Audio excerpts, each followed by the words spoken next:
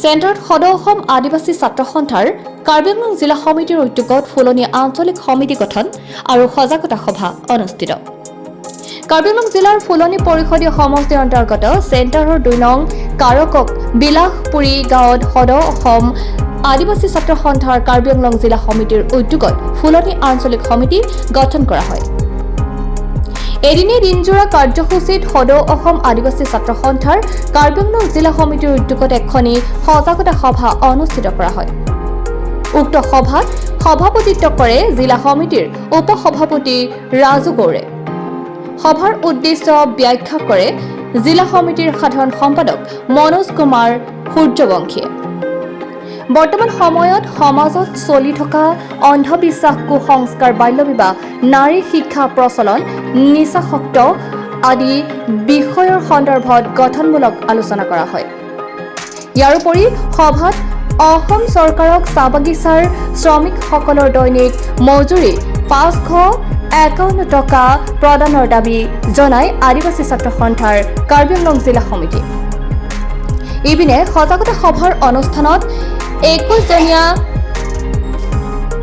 সদস্যসকলে সদৌ অসম আদিবাসী ছাত্ৰ সন্থাৰ কাৰ্বি আংলং জিলা সমিতিৰ উপস্থিতিত আনুষ্ঠানিকভাৱে এখন শক্তিশালী ফুলনি আঞ্চলিক সমিতি গঠন কৰা হয়।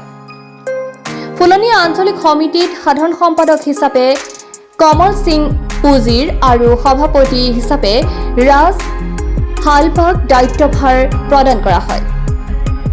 আনহাতে অনুষ্ঠানত সদৌ অসম আদিবাসী ছাত্ৰ সন্থাৰ কাৰ্বি আংলং জিলা সমিতিৰ সাধাৰণ সম্পাদক মনোজ কুমাৰ সূৰ্যবংশী, উপসভাপতি ৰাজু গৌড়, প্ৰচাৰ সম্পাদক ৰাম সিং কোঁৱৰ সহ কেইবাজনো বিষয়ববীয়া উপস্থিত থাকে। ব্যুৰ ৰিপৰ্ট, ফুলনি লাইভ 24x7। হয়, আজি ২ নং কাৰকক বিলাসপুৰী গাঁৱত কাৰ্বি আংলং আছা জিলা সমিতি হৈ এটা আৱাৰনেছ প্ৰগ্ৰাম কৰা হয় আৰু ইয়াতে ফুলনি ২ নং কাৰকক বিলাসপুৰী গাঁও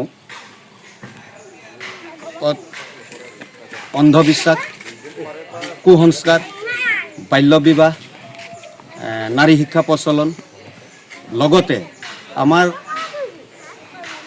চাহ শ্ৰমিকৰ দৈনিক মজুৰি ৫৫১ টকা ইটো লাগে আৰু এই আপোনাৰ যিটো অসম ভিত্তিত আমাৰ আদিবাসীৰ ৰিজাৰ্ভেশ্যনৰ চাকৰি ৰিজাৰ্ভেশ্যনৰ যিটো কোটা 3% হৈছে সেইটোৰ ওপৰতো বিহিতভাৱে আলোচনা কৰা হয়। লগতে ফুলনি আঞ্চলিক সমিতি গঠন কৰা হয়। আমি আপোনালোকৰ যোগেদি কাৰ্বি আংলঙৰ কাউন্সিলৰ CM তুলিৰাম ৰংহাঙক জনাব বিচাৰোঁ যে যেনেকৈ অসমত শিক্ষকৰ নিযুক্তি চলি আছে আসাম টেট লেভেলত, ইয়াত যিটো অসমত 3% ৰিজাৰ্ভেশ্যন যেনেকৈ আমাৰ আদিবাসী ৰাইজে বা আমাৰ আদিবাসী জনগোষ্ঠীয়ে পাই আছে, সেইটো আমাৰ কাৰ্বি আংলঙতো লাগে আৰু এইবাৰ ১৪-১৫জনমান আমাৰ আদিবাসীৰ আছে। সেই হিচাপে আমাৰ যি শতাংশ পৰে সেইটো আমাক দিব লাগে।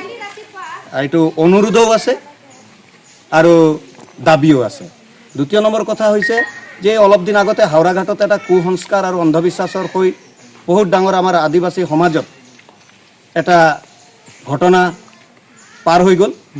দুনাই এনেকৈ ঘটনা নহয় বুলি আমি আজি এই ফুলনি ২ নং কাৰকক গাঁও বিলাসপুৰী গাঁৱত এইটোৰ ওপৰত বহুত মানে গুৰুত্বপূৰ্ণভাৱে তন্নকে আমি এইটোৰ ওপৰত আলোচনা কৰোঁ আৰু আমাৰ সমাজত শিক্ষাটো বহুত কম, গতিকে শিক্ষাৰ ওপৰত বিশেষকৈ আমি কেইজনমান headmaster, LP school, ME school, high স্কুলৰ ৰিচোৰ্চ পাৰ্চন মাতি আনি চব বুজনি দিবৰ কাৰণে আমি আজি চেষ্টা কৰিলোঁ। তেখেতসকলেও বহুত ভাল ভাল পৰামৰ্শ দিলে আৰু আজি আমাৰ সদৌ অসম আদিবাসী ছাত্ৰ সন্থা চেণ্ট্ৰেল কমিটিৰো ধৰণা অল অসমত হৈ আছে বাগানৰ হাজিৰাক লৈ, আৰু আমি সেইটো বিষয়ে ইয়াত আলোচনা কৰিলোঁ আৰু আমি এইটো সদৌ অসম আদিবাসী ছাত্ৰ সন্থা কাৰ্বি আংলং জিলা সমিতি হৈ মই আপোনালোকৰ যোগেদি আৰু এবাৰ অসমৰ মুখ্যমন্ত্ৰীক মানে ইয়াৰ পৰা অনুৰোধ আৰু দাবী জনাব বিচাৰোঁ যে আমাৰ যিটো হাজিৰা এতিয়া ২৫০ টকা আপুনি দি আছে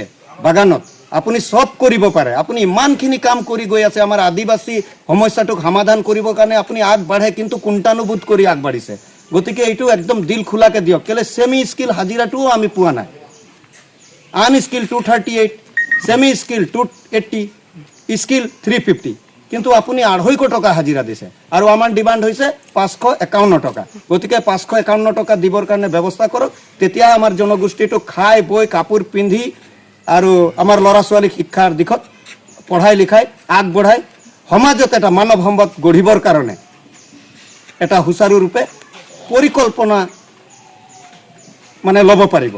নহ'লেতো আমাৰ আদিবাসী সমাজটো আপোনালোকে মাহী মাকৰ চকুৰেদি চাই আমাক অধপতনৰ ৰাস্তালৈ ঠেলি দিব বিচাৰিছে। কেইজনীয়া দলেৰে আজি সমিতি গঠন কৰিছে ফুলনি আঞ্চলিক আদিবাসী ছাত্ৰ সন্থা? আমাৰ আজি 21জনীয়া দলৰ ফুলনি আঞ্চলিক সমিতি গঠন হয় আৰু কেইদিনৰ ভিতৰতে ইয়াত এটা ডাঙৰকৈ আৰু সভা আলোচনা হ'ব। সভা আলোচনা হোৱাৰ পাছত আমি সজাগতা আৰু সাংস্কৃতিক আমাৰ যিটো আদিবাসী কালচাৰটোক আগবঢ়াই নিবৰ কাৰণে আমি এটা আৰু সভা পাতিম।